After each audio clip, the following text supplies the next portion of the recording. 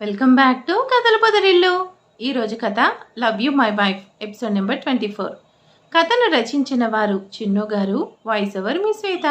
ఇక లేట్ ఎందుకు, వెంటనే స్టోరీలోకి వెళ్ళిపోదాం. మరి ఈరోజు రామజానకి ఒకరికొకరు చూసుకుంటారా ఎంగేజ్మెంట్లో? చూద్దాం, ఇంకా లేట్ ఎందుకు. ప్లీజ్ ముందుగా వీడియోకి ఒక చిన్న లైక్ చేసేయండి. నెక్స్ట్ డే మార్నింగ్ హర్ష ఎంగేజ్మెంట్కి నేను కూడా రెడీ అయ్యాను. అసలు నీకు కాబోయే వైఫ్ ఆంటీ సెలెక్ట్ చేసిన అమ్మాయి ఎలా ఉంటుందో తెలుసుకోవాలని చాలా ఎగ్జైటింగ్గా ఉంది. నీ అబ్బా, మామ్ని అడిగి డీటెయిల్స్ తెలుసుకోరా అంటే నన్ను రెడీ అవ్వమంటావా? అయిపోయావురా అంటూ వైష్ మీదకి హర్ష వస్తుంటే హర్ష నుంచి వైష్ తప్పించుకుంటూ ఉన్నాడు. రామా, ఏం చేస్తున్నావు? టైం అవుతుంది నాన్న అనే అనసూయ మాటకి కమింగ్ మామ్ అంటూ హర్ష వైష్తో గొడవపడ్డం మానేసి కిందకొచ్చాడు. అను, రామ ఎంగేజ్మెంట్ గుడిలో చేయడం ఏంటి? మన నందనవనంలోనే చేసేవాళ్ళం కదా. నువ్వు ఇలా చేయడం నాకు నచ్చలేదు. రామాకి పెళ్లి చేయాలనుకున్నప్పుడల్లా ఏదో ఒక అడ్డం వస్తూనే ఉంది. అందుకే రామ పెళ్లికి సంబంధించిన ప్రతిదీ కూడా గుళ్ళోనే చేయాలని డిసైడ్ అయ్యాను. రామ ఎంగేజ్మెంట్ టైం అవుతుంది, వెళ్దామా అంటూ అను ఆంటీ అంటుంది. మామ్ అంటూ రామ పైకి చెప్పలేక దూరంగా ఉన్న తన చెల్లెల వైపు చూశాడు.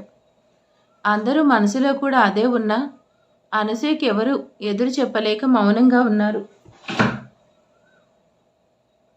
రామ, నా కూతురు నా మాట కాదు అన్నప్పుడే నా దృష్టిలో చచ్చిపోయింది. నా కూతురే లేనప్పుడు నీకు చెల్లి ఎలా అవుతుంది? తను నా ఇంటి పని మనిషి మాత్రమే. పని మనిషి పనికి రావాలి కానీ పెళ్ళికి ఎంగేజ్మెంట్కి కాదు. అందరూ పదండి అంటూ అను ఆంటీ అనేసరికి అందరూ వెళ్తుంటే వెనక్కి తిరిగి చూసిన అతని చూపుకి ఏడుస్తూ కిచెన్లోకి వెళ్ళిపోయింది నామిని. జానకి, వెయిట్ వెయిట్ అంటూ జానకిని అందంగా చీరకట్టులో ఒళ్ళంతా నగలతో అందంగా ఉండేసరికి కల్లారా చూస్తూనే ఉంది. కవిత, అక్కడ ముహూర్తానికి టైం అవుతుంది, నువ్వేం చేస్తున్నావు? జానకిని రెడీ చేసావా? ఆల్రెడీ కార్ కూడా మన కోసం వెయిటింగ్. శేఖర్ గారు, నాకు అప్పటి నుంచి అర్థం కావట్లేదు. జానకి మొహంలో ఏదో తక్కువగా ఉంది, అదేంటో చూస్తున్నాను. జాను బాగానే ఉంది కవిత, లేట్ అవుతుంది కదా, మీరు ఆగండి, నాకు తెలుసు కదా అంటూ జానకిని చూస్తూ కాబోయే పెళ్లి కూతురు మొహంలో నవ్వే లేకపోతే నేనెంత అలంకరించినా అందం రాదు. జాను, నువ్వెప్పుడూ నవ్వుతూ ఉండాలి, అదే నాకు కావాలి. ఈ పెళ్ళి నీ జీవితంలో లేవనుకున్న నవ్వుల్ని, సంతోషాన్ని నీకు తిరిగిస్తుంది. నన్ను నమ్ము జానకి. మనసులో అనుమానం వద్దు. జరిగింది మర్చిపోయి నీ భవిష్యత్తుని అందంగా మలుచుకో, పద అంటూ జానకిని తీసుకుని బయటకు వచ్చింది. రేయ్, మీరు నేను చెప్పింది చెప్పినట్టే చేస్తే మీ మీద ఉన్న కేసెస్ అన్నీ లేకుండా చేస్తాను. గుడికి స్టార్ట్ అయినా ఆ అమ్మాయి గుడికి వెళ్ళకూడదు, నా ఒడిని చేరాలి. జానకి నా దగ్గరికి తీసుకురావాలి. మీరేం చేస్తారో, ఎవరిని లేకుండా చేస్తారో అది మీ ఇష్టం. కానీ నాకు ఇష్టమైన జానకి నా సొంతం కావాలి, అర్థమైంది కదా అంటూ వాళ్ళ ముందు మనీ బ్యాండిల్ వేశాడు విశాల్. అను, మనం వచ్చేసాం కదా, ఇంకా అమ్మాయి వాళ్ళు రాలేదు. మనం త్వరగా వచ్చాం ఆనంద్ గారు, ముహూర్తానికి చాలా టైం ఉంది కదా, వచ్చేస్తుంటారు. ఆలోపు రామాతో గుళ్ళో పూజ చేపిద్దాం పదండి. షూ, లైఫ్లో ఎన్నో అనుకుంటాం, బట్ అనుకున్నవన్నీ జరుగుతాయేంటి?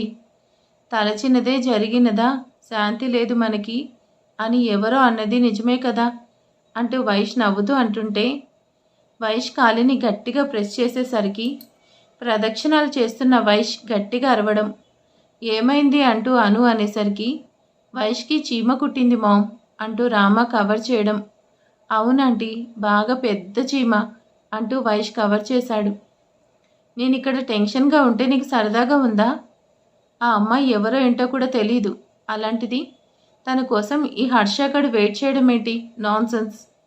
నా లైఫ్ ఈ వెయిటింగ్ ప్లస్ ఆ అమ్మాయి కోసం ఇరిటేటింగ్గా ఉంది. అనసూయ గారు, మీరు చెప్పినట్టే అన్నీ సిద్ధం చేసేసాను. నిశ్చితార్థంలో ఉంగరాలు మార్చుకోవాలి కదా, ఇస్తే దేవుడి దగ్గర పెడతాను. షూ, నేను రింగ్స్ని పూజ గదిలోనే మర్చిపోయాను, నేను ఇప్పుడే వెళ్ళి తీసుకొస్తాను. మామ్, వెయిట్, నేను వెళ్ళి తీసుకొస్తాను, మీరు ఇక్కడే వెయిట్ చేయండి. రామా, కానీ నువ్వెందుకు? అసలే ఎంగేజ్మెంట్కి టైం అవుతుంది. హా మామ్, అందుకే నేనైతే ఫాస్ట్గా వచ్చేస్తాను. అను నిజమే కదా, రామ ఫాస్ట్గా వచ్చేస్తాడులే. రామ నువ్వు వెళ్ళంటూ ఆనంద్ అనేసరికి రామ నందనవనంకి స్టార్ట్ అయ్యాడు. అసలేం జరుగుతుంది? పెళ్ళే వద్దనుకుంటే పెళ్లిపీటలు ఎక్కాల్సి వస్తుంది. ఎవరికైతే కోడలు వస్తే తన పని అయిపోతుంది అన్నానో తనకే కోడలు అవుతానని నేనెప్పుడూ అనుకోలేదు. అనసూయమ్మ గారి కోడలు అనే ట్యాగ్ లైన్తో లైఫ్ లాంగ్ ఉండాలా? అసలు వాళ్ళ అమ్మ మాటే వేదంగా ఉండేవాడు. తనతో పెళ్ళైతే నా లైఫ్లో ఇంకెన్ని కాంప్లికేషన్ స్టార్ట్ అవుతాయి అనేసి జానకి కారులో ఆలోచిస్తూ ఉంటే కార్ సడన్ బ్రేక్తో ఆగేసరికి ముగ్గురు ఏమైందనేసి చూస్తున్నారు.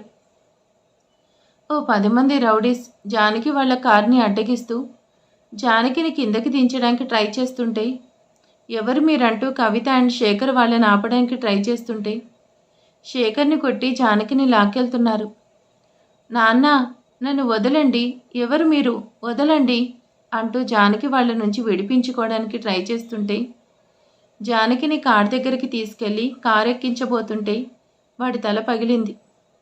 కవిత అంటే పెద్ద తుంగతో ఎంట్రీ ఇస్తూ, నా కూతుర్నే తీసుకెళ్తారా, మీకెంత ధైర్యం అంటూ వాళ్ళని కొడుతూ, నా కూతురికి పెళ్లి చేస్తుంటే అడ్డంగా వస్తారా? లైఫ్ అంతా పెళ్లి కాకుండా ఇలానే ఉండిపోతారు సచ్చినోళ్ళారా. బెండకాయ ముదిరినా బ్రహ్మచారి ముదిరినా పనికిరాదు. మీరు దేనికి పనికిరారు వెదవ పీనుగుల్లారా, పింజారి సన్నాసుల్లారా, దేబ్రిగొట్టు మొహాల్లారా. పిండాలు తినే కాకుల్ని తింటానంట్రా, అంత నల్లగా ఉన్నారు. మీరు పోతే ఆ పిండాలు కూడా పెట్టరు కదరా, పాచిపోయిన అన్నాన్ని పరమాణం చేసుకునే సన్నాసుల్లారా. జాను, ఎవ్వరిని వదలకే, ఈరోజు వీళ్ళ తాట తీయాలి అంటూ జానకి కూడా ఇచ్చేసరికి ఇద్దరూ కలిసి వాళ్ళ తుక్కు వదిలిస్తున్నారు. వామ్మో, ఓర్నాయనో, అవేం తిట్లు? అవి తిట్లు కాదు, బుల్లెట్లు. మమ్మల్ని వదిలే తల్లి, మేమేదో కిడ్నాప్ చేస్తే డబ్బులు వస్తాయనుకున్నాం, కానీ ఇలాంటి శాపనార్థాలు వస్తాయనుకోలేదు. మా వల్ల కాదు, మీరు వద్దు, మీ అమ్మాయి వద్దు. మీకో దండం తల్లి, మీరు లేడీస్ కాదు రాక్షసులు, మీతో వేగడం కష్టం అంటూ ఆ రౌడీస్ అందరూ కూడా కవితకి జానకికి దండం పెట్టి పారిపోయారు. అమ్మ నువ్వు సూపర్, కానీ ఇదంతా ఎందుకు జరిగింది? ఎవరో కావాలని చేసినట్టున్నారు. ఈ పెళ్ళికి శకునం బాలేదు, మనం వెనక్కి వెళ్ళిపోదామా? జాను, అవసరం లేదు అని చెప్తున్నాను కదా. దీనివల్ల ఈ పెళ్ళికున్న దిష్టి కూడా పోయినట్టే. ముహూర్తానికి టైం అవుతుంది. నువ్వెంత తప్పించుకోవడానికి ట్రై చేసినా కూడా కుదరదు, పద అంటూ జానకిని అనేసరికి తప్పదా అంటూ జానకి ముందుకు తిరుగుతుంటే జానకి వైపుగా వస్తున్న ట్రక్ని చూడగానే జాను అంటూ తనని పక్కకు లాగేసరికి ఆ ట్రక్ వాళ్ళ పక్క నుంచి వాళ్ళ ఎదురుగా వస్తున్న కారు మీదకి దూసుకెళ్తుంటే జరగబోయే ప్రమాదాన్ని చూస్తున్న వాళ్ళు షాక్తో చూస్తున్నారు. హర్ష ఎంగేజ్మెంట్ ఇష్టం లేదుంటూనే ఎంగేజ్మెంట్ కోసం నువ్వే రింగ్స్ తీసుకెళ్తున్నావు, ఇదంతా కూడా భలే ఉంది కదా అని నవ్వుతూ అంటాడు వైష్. నాకే చిరాగ్గా ఉంది. మామ్ స్ట్రెయిన్ అవ్వటం ఇష్టం లేక నేను వచ్చాను, అంతేకాని ఎంగేజ్మెంట్ క్యాన్సిల్ అవుతుందేమో అని ఇంటెన్షన్తో కాదు. అసలు ఈ మ్యాచ్ మీద నాకు ఇంట్రెస్ట్ లేదు అని నీకు తెలుసు కదా. ఏదో మామ్ కోసం తనకి నచ్చినట్టు చేస్తున్నాను అంటూ కార్ డ్రైవ్ చేస్తున్న హర్షకి ఆపోజిట్లో వస్తున్న ట్రక్ని వైష్ చూడగానే హర్ష అంటూ వైష్ అనేసరికి హర్ష అలర్ట్ అవుతూ కార్ని సైడ్కి టర్న్ చేసేసరికి కార్ పక్కనే ఉన్న డివైడర్కి డాషింగ్ చేంతలో హర్ష హ్యాండ్ బ్రేక్ వేస్తూ కార్ని కంట్రోల్లోకి తీసుకొచ్చేంతలో హర్ష తల స్టీరింగ్కి బలంగా తగిలేసరికి అన్కాన్షియస్ అయ్యాడు. జాను, నీ ఎంగేజ్మెంట్కి టైం అవుతుంది, మన కోసం అందరూ వెయిట్ చేస్తుంటారు. అమ్మ, ఏం మాట్లాడుతున్నావు? అక్కడ యాక్సిడెంట్ అయింది, చూసి కూడా హెల్ప్ చేయకుండా వెళ్ళిపోతే మనిషికి జంతువుకి తేడా ఏంటి అంటూ జానకి పరిగెడుతూ ఆ కార్ దగ్గరికి వెళ్ళింది. అనసూయ గారికి అసలే కోపం. ముహూర్తానికి వెళ్ళకపోతే ఈ మ్యాచ్ని క్యాన్సిల్ చేస్తారేమో అనుకుంటూనే కవిత కూడా జానకి వెనకే వెళ్ళింది. జానకి కార్ డోర్ ఓపెన్ చేస్తూ డ్రైవింగ్ సీట్లో ఉన్న అతన్ని చూడగానే షాక్గా చూస్తుంది. జాను, ఏమైంది? తనకేం కాలేదు కదా, ఏం మాట్లాడవేంటి? హర్ష గారు, అమ్మ, కారులో హర్ష గారు ఉన్నారు అంటూ జానకి అనగానే హర్షని చూసిన కవిత కూడా షాక్గా చూస్తుంది.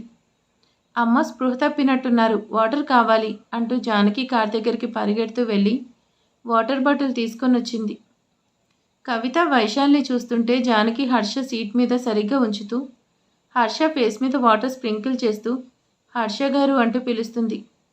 ఏయ్, మేము వాణ్ణి చంపడానికి యాక్సిడెంట్ చేస్తే నువ్వు వాణ్ణి కాపాడడానికి ట్రై చేస్తున్నావా?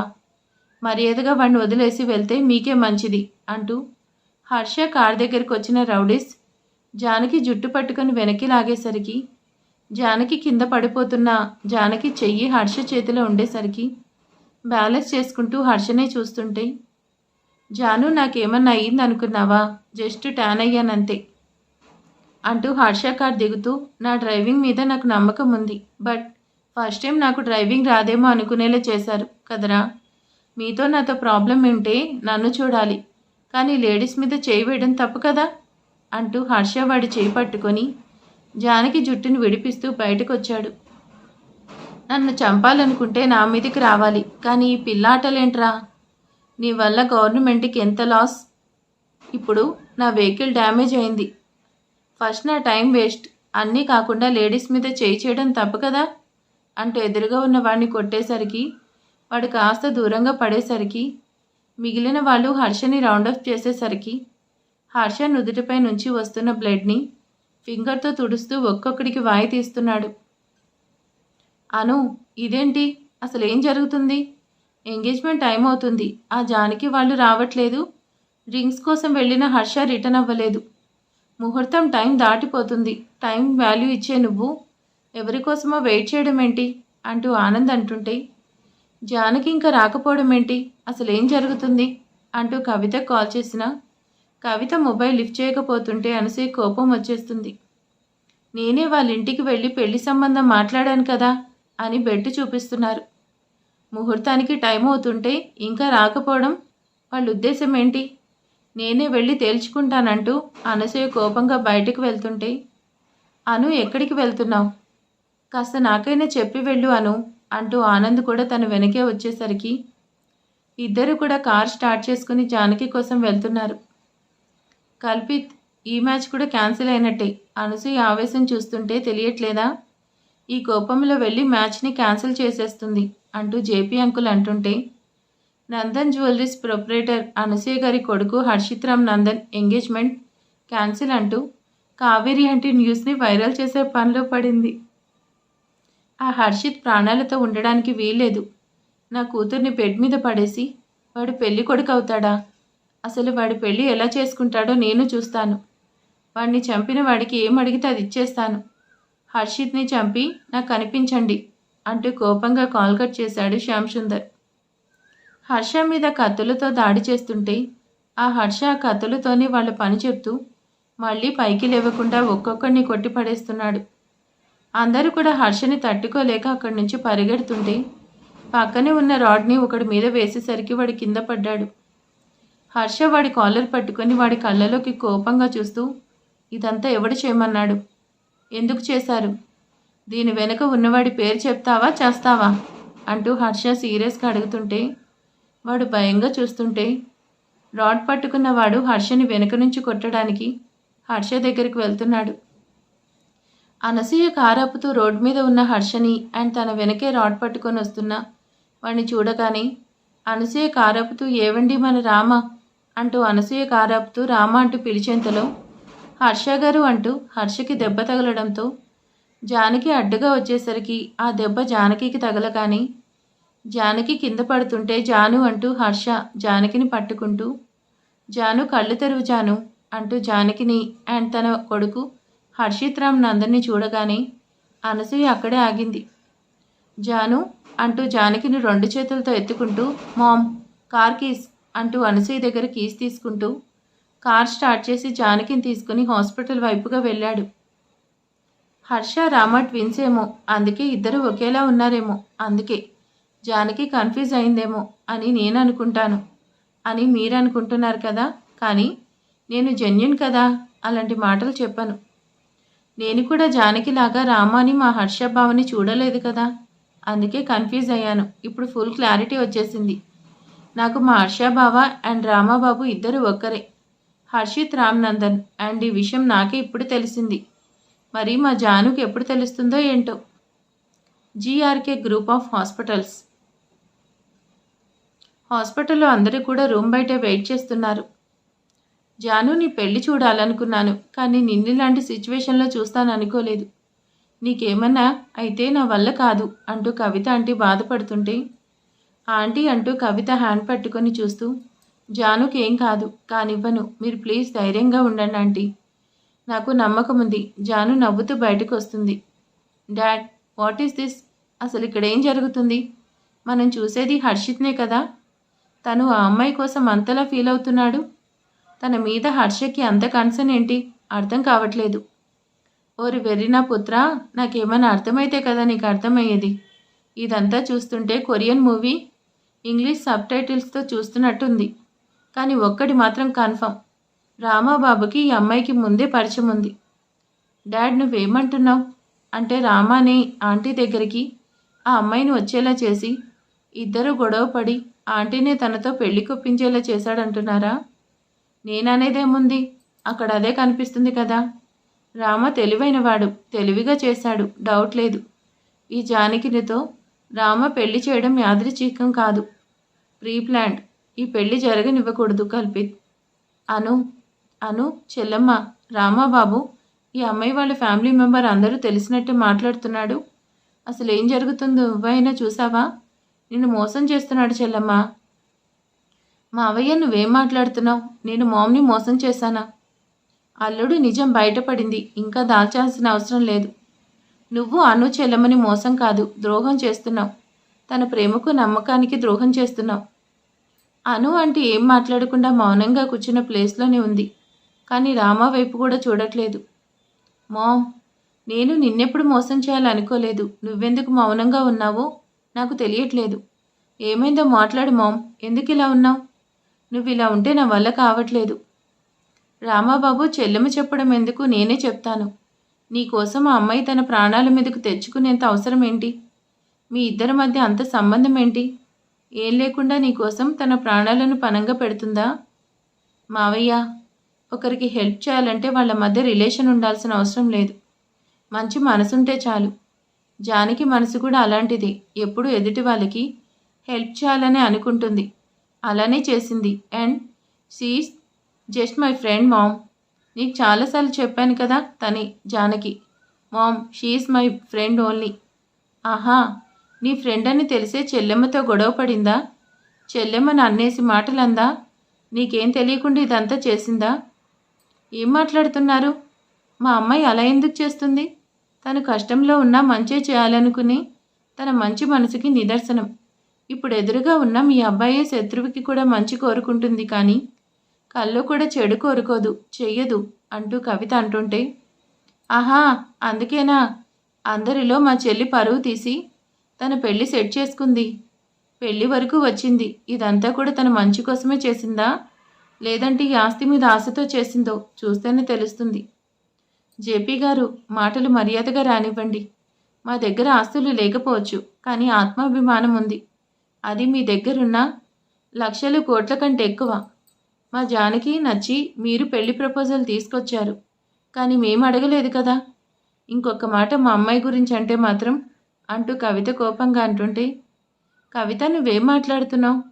పెళ్లి సంబంధం మాట్లాడే వాళ్ళతో ఇలా మాట్లాడడం బాగోదు అంటూ శేఖర్ కంట్రోల్ చేస్తున్నాడు. శేఖర్ గారు, వాళ్ళు ఏమంటున్నారో చూసారా? మన అమ్మాయి వాళ్ళ ఆస్తి కోసం ఈ పెళ్లి చేసుకుంటుంది అన్నారు. జానకి ఆస్తి కోసం అలా చేస్తుందంటే తెలియని వాళ్ళు నమ్ముతారు, తనేంటో తెలిసిన మనం నమ్ముతామా? మన అమ్మాయిని అంటుంటే భరిస్తామా? జానకి బంగారం, అలాంటి బంగారం దొరకడం వరం, కానీ జానకిని అందుకునే అదృష్టం, అర్హత వాళ్ళకి లేదు. అను చెల్లమ్మ వాళ్ళు అన్నేసి మాటలు అంటుంటే ఆ అమ్మాయితో పెళ్ళి అవసరమా? మన రామాకి అంతకంటే మంచి సంబంధం దొరుకుతుంది. ఈ సంబంధం ఇక్కడ ఈ క్షణమే వదిలేసి వెళ్ళిపోదాం పదా. మన రామాకి ఇంతకంటే మంచి సంబంధం దొరకదా? హర్షికి వాళ్ళు మాట్లాడేదంతా కూడా చాలా కన్ఫ్యూజ్డ్గా ఉన్నా వాళ్ళ మాటలు బట్టి ఓ విషయం మాత్రం కన్ఫర్మ్ అయింది. ఈరోజు హర్షకి ఎంగేజ్మెంట్ జరగబోతుంది. అండ్ పెళ్లి కోసం మాట్లాడిన అమ్మాయి జానకిని అనే మాట తన మైండ్లో స్ట్రైక్ అయ్యేసరికి హర్ష ఎలా రియాక్ట్ అవ్వాలో కూడా తెలియక షాక్గా అలానే నిలబడి ఉన్నాడు. అను చెల్లమ్మ, ఇంకేంటమ్మా, పద, మనకి సంబంధం అవసరం లేదు అంటూ జేపీ అంకుల్ కోపంగా అన్నాడు. దిస్ ఈజ్ హాస్పిటల్, మీకేమైనా ప్రాబ్లం ఉంటే హాస్పిటల్ బయట చూసుకోండి. అంతేకాని హాస్పిటల్ ఇలాంటి గొడవలు పడ్డం it's not good manners. And తన దెబ్బకి ట్రీట్మెంట్ చేశాం. Now she is all right. తన స్పృహలోకి వచ్చాక ఇంటికి తీసుకెళ్ళొచ్చు. బట్ బ్లడ్ ఎక్కువ లాస్ అవ్వటం వల్ల 2 days నీరసంగా ఉంటుంది. డైట్ మెయింటైన్ చేయండి, కేర్ఫుల్గా చూసుకోండి అంటూ డాక్టర్ వెళ్ళిపోయాడు. చెల్లమ్మ, ఇంకా మనం ఎందుకు ఇక్కడ? డాక్టర్తో కూడా అనిపించుకున్నాం కదా, వెళ్ళిపోతే మనకే మంచిది. ఈ పెళ్ళిని ఇక్కడే ఆపేద్దాం పదా. కవిత అనసూయ దగ్గరికి వచ్చి దండం పెడుతూ, నేను మిమ్మల్ని అవమానించాలని అలా మాట్లాడలేదు. మా అమ్మాయి తెలియక తప్పు చేసిందేమో కానీ తెలిసి తప్పు చేయదు. మా వల్ల మీరు ఇబ్బంది పడుంటే మమ్మల్ని క్షమించండి. కానీ పెళ్ళి మాత్రం జరగనివ్వండి. మా జానకి పెళ్ళి నిశ్చితార్థం వరకు వచ్చి ఆగిందంటే తనకి మళ్ళీ పెళ్లి చేయలేము. జానకి మీ కోడలు అవ్వటం మీకు అదృష్టం, మా అమ్మాయిని చెప్పడం కాదు. కవిత మాటలకి జేపీ అంకుల్ అడ్డం వస్తూ, అంత అదృష్టం మాకొద్దులే అమ్మా. అండ్ అది మా ప్రాబ్లం కాదు కదా. మీ కూతురికి ఉన్న పొగరు వల్ల ఈరోజు ఇలా జరుగుతుంది. పద చెల్లెమ్మ అంటూ జేపీ అంకుల్ అంటుంటే, అనసూయ ఆంటీ కవితని దాటి ముందుకు వెళ్ళిపోతుంటే ఈ పెళ్ళి ఆగిపోతుందనే బాధలో కవిత ఆంటీ ఏడుస్తూ వెళ్ళిపోతున్న అనసూయని చూస్తుంది. అనసూయ రామ ఎదురుగా నిలబడేసరికి రామ అను ఆంటీని చూస్తున్నాడు. రామ అంటూ అను ఆంటీ రామ చేయి పట్టుకొని జానకి రూమ్ వైపుగా తీసుకెళ్తుంటే అను ఆంటీ ఇప్పుడు ఏం చేస్తుందా అనేసి అందరూ క్యూరియాసిటీగా చూస్తున్నారు. అను ఆంటీ రామాని జానకి రూమ్లోకి తీసుకెళ్తూ తనని జానకి ఎదురుగా నిలబెట్టింది. అనసూయ తన బ్యాంగిల్స్ తీసి రామ చేతికిస్తూ, రామ, తరతరాలుగా ఈ గాజులు మన ఇంటి కోడలికి ఇవ్వడం ఆనవాయితీ. ఈ గాజులు జానకి చేతికి వేయి రామా అంటూ అనసూయ అనేసరికి రామ బాబు షాక్గా చూస్తుంటే మిగతా అందరూ కూడా అలానే చూస్తుంటే, చెల్లెమ్మ నువ్వేం చేస్తున్నావు అంటాడు జేపీ. నేనేం చేస్తున్నానో నాకు తెలీదా? నా కోడలికి ఏం చేయాలో అదే చేస్తున్నాను రామా అంటూ తనని చూసేసరికి రామ ఆ షాక్లోని అనసూయ చెప్పినట్టు ఆ బ్యాంగిల్స్ని తీసుకుని జానకి హ్యాండ్స్కి వేశాడు. కవిత గారు, ముందుగా అనుకున్నట్టే అనుకున్న ముహూర్తానికి జానకి రాముల కళ్యాణం జరుగుతుంది. ఇది నా మాట. మీరు నిశ్చయంగా మిగతా ఏర్పాట్లు చూసుకోండి. ఈ జానకి రాముల కళ్యాణం మా ఊరి జానకి రాముల సాక్షిగా జరుగుతుంది అని అనసూయ మాటకి కవిత ఆనందానికి అవధులు లేవు. జానుకి పెళ్ళైతే తన లైఫ్ బాగుంటుంది అని అన్నాను. బట్ జానుకి నాకు పెళ్ళి సెట్ అవుతుందని నేను ఎప్పుడూ ఇమాజిన్ చేయలేదు. అసలు ఇక్కడ ఏం జరుగుతుంది? జానుకి నాకు పెళ్ళేంటి అంటూ కన్ఫ్యూజన్లోనే ఉన్నాడు హర్షిత్ రామ్ నందన్. మరిక తర్వాత ఏం జరగబోతుంది ఏంటి అనేది నెక్స్ట్ పార్ట్లో చూద్దాం. మరిక జానకికి స్పృహ వచ్చాక మరి హర్ష గారే తన హస్బెండ్ అని జానకికి తెలిస్తే ఏం జరుగుతుందో చూద్దాం నెక్స్ట్ పార్ట్లో. Thank you for watching.